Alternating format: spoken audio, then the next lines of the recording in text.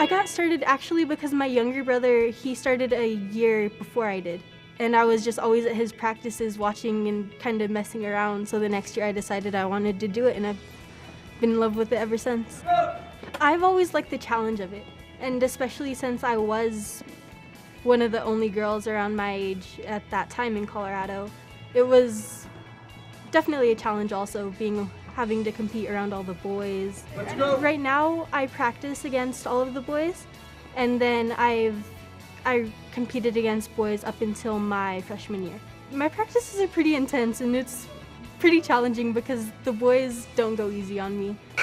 She showed up to an off-season thing one day, and I just remember one of the wrestlers, I'll go with her, and wasn't quite ready for her to be as physical as she was.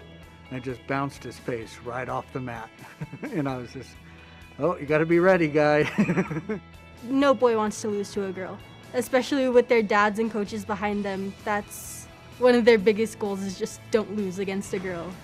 I know she's not the first girl that's ever wrestled here at Mullen, but she's definitely the first girl that's made her presence known. I definitely look forward to regionals and state being actual tournaments and bigger events, because it'll be more normal. And the whole atmosphere is completely different with it just being duels as opposed to the tournaments that it regularly is. It went from barely having a 16-man bracket my freshman year to having a 32-man bracket at every tournament. Just being able to continue to build a legacy to hopefully become Mullen's first 4-time state champion.